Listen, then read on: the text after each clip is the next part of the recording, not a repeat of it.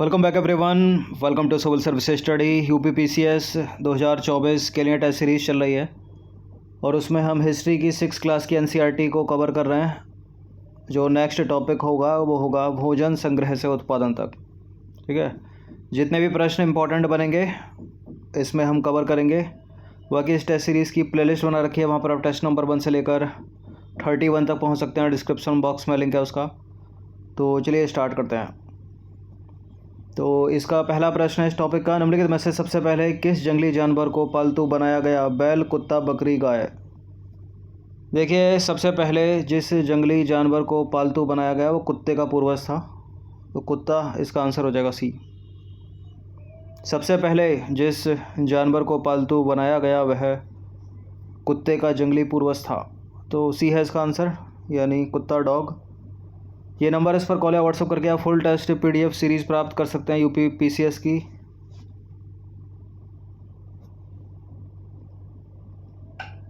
Question number 2 पर आ जाइए। Question number 2 है, निम्नलिखित में से किन स्थानों पर पुरातत्वविदों को शुरुआती कृषकों और पशुपालकों के होने के साक्ष्य मिले हैं? पेयमपल्ली, हल्लूर, महागड़ा, गुफक्राल, बुर्जहोम। नीचे दिए गए कूट का प्रयोग करके सही उत्तर का चुनाव कीजिए। ये कूट हैं जिसमें 1 2 3 4 5 सभी भी हैं, 1 और 2 4 और 5, 1 2 और 3। किन स्थानों पर पुरातत्वविदों को शुरुआती कृषकों और पशुपालकों के होने के साक्ष्य मिले हैं? हल्लूर से, महागड़ा से, गुफक्राल से, बुर्जहोम से और पेयमपल्ली से। ठीक है, पेयमपल्ली सभी हो गया इसका आंसर, तो यानी डी हो जाएगा 1 2 3 4 5 वाला ऑप्शन। तो ये कहाँ ये भी पूछ लेता है एग्ज़ाम में। तो उपरोक्त सभी स्थान नवपाषाणकालीन पुरा स्थल हैं। इन सभी स्थानों से शुरुआती कृषकों और पशुपालकों के साक्ष्य प्राप्त हुए हैं। क्वेश्चन नंबर 3 पर आ जाइए। निम्नलिखित स्थानों में से कौन सा पुरा स्थल कृषि व पशुपालन से संबंध नहीं रखता या रखते?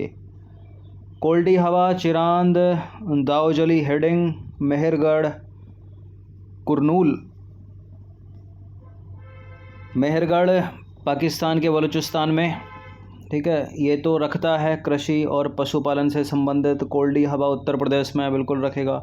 चिरांद बिहार में और दाऊजली हेडिंग ये भी रखेगा। कुरनूल नहीं रखता है कृषि और पशुपालन से संबंधित, तो नहीं रखता है पूछ रहा, तो केवल एक इसका आंसर हो जाएगा ए। देखिए, कुरनूल जो है वो आंध्र प्रदेश में स्थित एक पुरा पाषाणकालीन स्थल है। इस काल में मनुष्य कृषक और पशुपालक नहीं था। अन्य सभी पुरा स्थल नवपाषाणकालीन स्थल हैं और इस काल में मनुष्य कृषक और पशुपालक बन गया था। ये स्थान कृषकों और पशुपालकों की बस्तियां थीं। तो क्रम क्या चलता है, आपने स्कूल में पढ़ा होगा छोटी क्लासों में। सबसे पहले पाषाण काल, उसके बाद सबसे पहले पुरा पाषाण, ठीक है, उसके बाद पाषाण, फिर नवपाषाण। आग का आविष्कार किस में हुआ? नवपाषाण काल में, और पहिए का पुरा पाषाण काल में ही हो गया था। चलिए, तो पुरा पाषाणकालिक स्थल है कुरनूल। तो ना कृषक थे उस समय, ना पशुपालक थे। उस समय तो मानव सीख ही रहा था ना, जंगल में रहा करता था, कंद और मूल खाया करता था। कंद यानी तना, मूल यानी जड़। समय आगे बढ़ा, पाषाण काल, नवपाषाण काल, कृषि करना सीख गया, आग जलाने लगा, भोजन पकाकर खाने लगा, ठीक है, कपड़े पहनने लगा। क्वेश्चन नंबर 4 पर आ जाइए। सूची 1 को सूची 2 से सुमेलित करना है और नीचे दिए गए कूट की सहायता से सही उत्तर का चुनाव कीजिए। सूची 1 में है पुरा स्थल, सूची 1 में है अवस्थिति उनकी। मेहरगढ़, कोल्डी हवा, चिरांद, गुफक्राल। कहाँ कौन कौन? मेहरगढ़ पाकिस्तान के बलूचिस्तान में, कोल्डी हवा उत्तर प्रदेश में वर्तमान प्रयागराज, इलाहाबाद, चिरांद हो गया बिहार और गुफक्राल हो गया कश्मीर। तो कोई एक से एलिमिनेट हो रहा है क्या? ए का 3 हो रहा है, ठीक है, ए का 3, बी का 1, सी का 4, डी का 2। तो जो मेहरगढ़ है वो पाकिस्तान के बलूचिस्तान प्रांत में स्थित है और यहाँ से गेहूँ और जौ के अवशेष मिले हैं। मेहरगढ़ में पुरातत्वविदों को विभिन्न स्तरों से अनेक जानवरों के अवशेष मिले हैं। इनमें हिरण तथा सुअर जैसे जंगली जानवरों की हड्डियां सबसे निचले प्रस्तर से मिली हैं। उसके बाद के स्तरों से भेड़ और बकरियों तथा उसके ऊपर के ज़्यादातर मवेशियों की हड्डियां मिली हैं। ठीक है, इससे लगता है कि ये लोग मवेशी पालने लगे थे। मेहरगढ़ के कोल्डी हवा की बात करें तो उत्तर प्रदेश के इलाहाबाद यानी प्रयागराज ज़िले में अवस्थित है। यहाँ से चावल और जानवरों की हड्डियों के टुकड़े प्राप्त हुए हैं। चिरांद की बात करें, आधुनिक बिहार राज्य में अवस्थित है। यहाँ से गेहूँ, हरे चने, जौ, भैंस और बैल के अवशेष मिले हैं। गुफक्राल से आधुनिक कश्मीर में स्थित है। यहाँ से गेहूँ और दलहन के साक्ष्य प्राप्त हुए हैं। ये सभी प्रश्न इम्पॉर्टेंट है स्टेट पीसीएस के लिए, किसी भी स्टेट के पीसीएस के लिए, चाहे वो एमपी पीसीएस हो, बीपीएससी हो, उत्तर प्रदेश पीसीएस या उत्तराखंड पीसीएस या फिर यूपीएससी सिविल सेवा की परीक्षा हो। निम्नलिखित युग्मों पर विचार करेंगे। महागड़ा, बुर्जहोम, हल्लूर, पेयमपल्ली। उपर्युक्त पुरास्थलों में से कौन सा सही सुमेलित नहीं है बताना है। देखिए, बुर्जहोम है कश्मीर में, ये तो करेक्ट है। हमको ढूंढना इनकरेक्ट। महागड़ा उत्तर प्रदेश, ये भी ठीक है। हल्लूर है कर्नाटक में और पेयमपल्ली है तमिलनाडु में, तो ये दोनों इनकरेक्ट हैं। तो इनकरेक्ट हो गए सी वाला स्टेटमेंट, यानी 3 और 4। देखिए, महागड़ा जो है वर्तमान उत्तर प्रदेश में अवस्थित है और इस पुरास्थल से चावल और मवेशी के साक्ष्य प्राप्त हुए हैं। ठीक है, कैसे पता चलता है? मिट्टी पर खुरों के निशान है। बुर्जहोम की बात करें तो वर्तमान कश्मीर में अवस्थित है। यहाँ से गेहूँ और दलहन, कुत्ते, मवेशी, भेड़, भैंस और बकरी के होने के साक्ष्य मिले हैं। हल्लूर जो है वर्तमान कर्नाटक में है और पेयमपल्ली वर्तमान तमिलनाडु में स्थित है। हल्लूर से पुरातत्वविदों को ज्वार, बाजरा, मवेशी, भेड़, बकरी, सूअर के साक्ष्य मिले हैं और पेयमपल्ली तमिलनाडु में जो है वहाँ से काला चना, ज्वार, बाजरा, मवेशी, भेड़ और सूअर के साक्ष्य मिले हैं। देखिए, एक नोट है, हल्लूर जो है वो कर्नाटक में है। ये जो हल्लूर है वो कर्नाटक में है, ये जो पेयमपल्ली है वो तमिलनाडु में है। परंतु 6 क्लास की जो हिस्ट्री की एनसीईआरटी है, इन दोनों पुरास्थलों को आंध्र प्रदेश में इनकी अवस्थिति बताती है वो। ठीक है, तो प्रिंटिंग मिस्टेक हुआ होगा, बाद में करेक्ट करा होगा। तो हल्लूर कर्नाटक में है, पेयमपल्ली तमिलनाडु में, याद रखिएगा।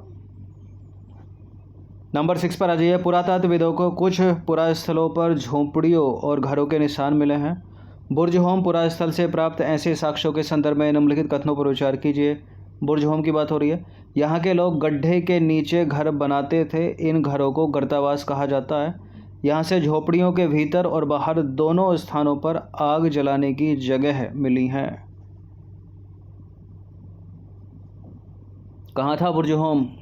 कश्मीर का बुर्जहोम, ये करेक्ट है। दोनों के दोनों स्टेटमेंट, सी है इसका आंसर। सही पूछा है ना। देखिए, बुर्जहोम जो है वर्तमान कश्मीर में अवस्थित है। यहाँ के लोग गड्ढे के नीचे घर बनाते थे। इन घरों को गर्तावास कहा जाता है और इनमें नीचे उतरने के लिए सीढ़ियाँ होती थी। इससे उन्हें ठंड से सुरक्षा मिलती थी। झोपड़ियों के भीतर और बाहर दोनों जगह आग जलाने की जगहें थी। इससे ऐसा लगता है कि ये लोग मौसम के अनुसार घर के भीतर या बाहर खाना पकाते होंगे। क्वेश्चन नंबर 7 पर आ जाइए। नवपाषाण युग के संदर्भ में निम्नलिखित में से कौन सा स्टेटमेंट इनकरेक्ट है? इस युग में मिट्टी के बर्तनों पर अलंकरण आरंभ हो गया था। अलंकरण मतलब सजावट। कैसे सजाएंगे मिट्टी के बर्तनों को? रंग से, काले रंग से सजा दो, लाल रंग से सजा दो।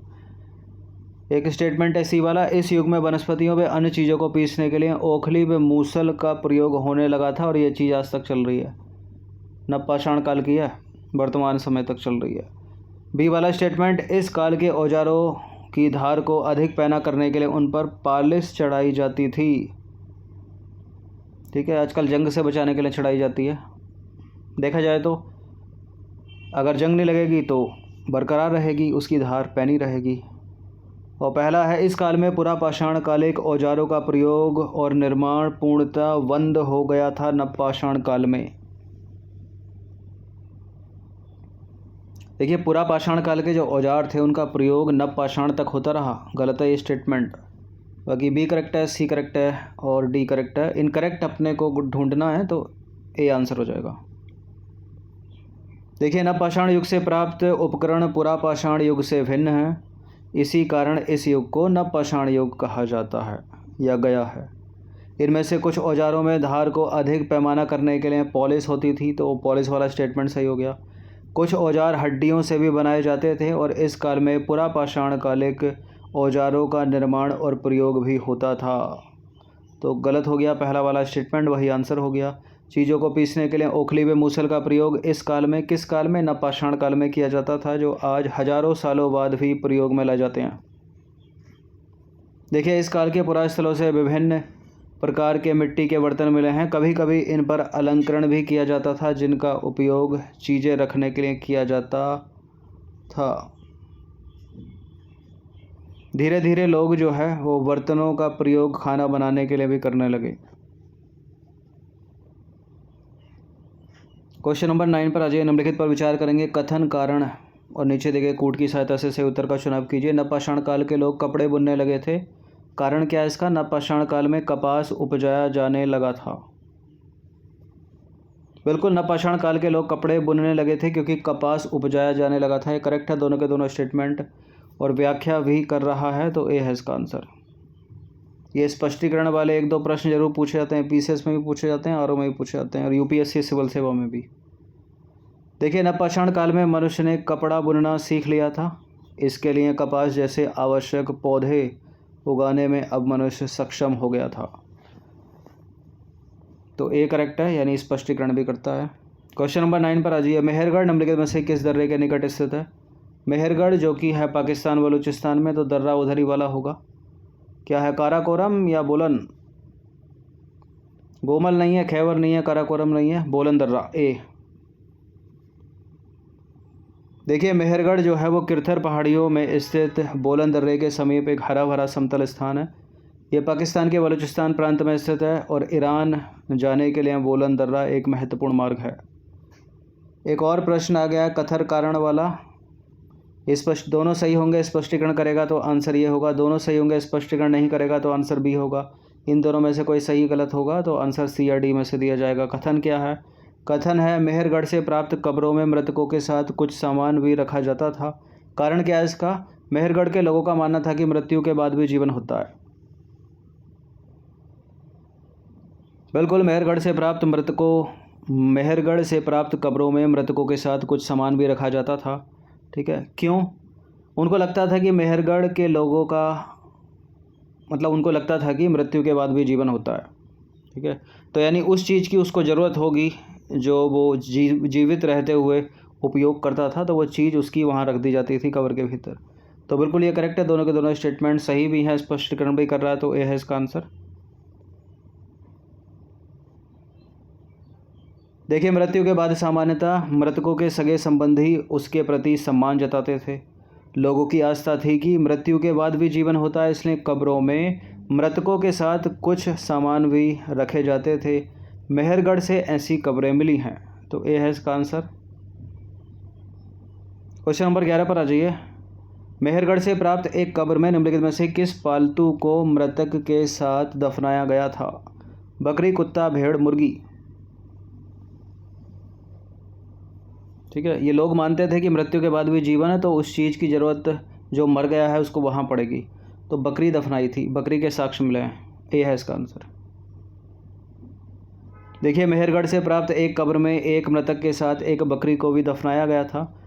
यहाँ के लोगों की आस्था थी कि मृत्यु के बाद भी जीवन होता है। संभवतः इसे परलोक में मृतक के खाने के लिए रखा गया था। 12वां प्रश्न है, निम्नलिखित पुरास्थलों में से कौन सा एक ब्रह्मपुत्र की घाटी की एक पहाड़ी पर स्थित है? मेहरगढ़, हल्लूर, गुफक्राल, दाओजली, हेडिंग। देखिए, ब्रह्मपुत्र कहाँ बहती है नदी? रिलेट करिए ज़रा। ठीक है, किधर ब्रह्मपुत्र बहती है? मेहरगढ़ कहाँ पर? पाकिस्तान बलूचिस्तान में। हल्लूर कहाँ पर? पता चल गया, कर्नाटक में। गुफक्राल, इसको भी एलिमिनेट कर दो। इसका आंसर क्या हो जाएगा? Daojali, heading, option number D. देखिए, दाऊजली हिल्डिंग चीन और म्यांमार की ओर जाने वाले रास्ते में ब्रह्मपुत्र की घाटी के एक पहाड़ी पर है और यहाँ से काठास्म के औजार और बर्तन भी प्राप्त हुए हैं। काठास्म उस अति प्राचीन लकड़ी को कहते हैं जो सख्त होकर पत्थर बन गई है, और यहाँ से मूसल और खरल जैसे उपकरण प्राप्त हुए हैं, जिससे पता चलता है कि यहाँ के लोग भोजन के लिए अनाज उगाते थे। और दाऊजली हिल्डिंग से जेडाइट पत्थर भी प्राप्त हुआ है। पुरातत्वविदों का मानना है कि संभवतः यह पत्थर चीन से आया होगा। तो 6 क्लास की एनसीईआरटी का ये टॉपिक हो गया अपना कवर। इस टॉपिक से निकलते हैं 12 प्रश्न। इनकी प्रैक्टिस आप 1 से 2 बार कर सकते हो। ये नंबर इस पर कॉल या व्हाट्सअप करके आप फुल टेस्ट सीरीज़ प्राप्त कर सकते हो। जो भी टेस्ट अपलोड होता है कम से कम एक बार उसको ज़रूर देखा कीजिए। अगर आप कुछ भी नहीं पढ़ रहे हो, किसी बुक को फॉलो नहीं कर रहे हो, कोई कोचिंग आपने कभी नहीं की है या की है छोड़ दी है, गैप ले लिया है, तो डेली इन टेस्ट को ज़रूर फॉलो कीजिए। आपको हेल्प ज़रूर मिलेगी स्टेट पीसीएस में या दूसरे एग्ज़ाम में भी, जिनमें जीएस से संबंधित प्रश्न पूछे जाते हैं और करंट अफेयर से संबंधित सभी में ही पूछे जाते हैं। चलिए, धन्यवाद।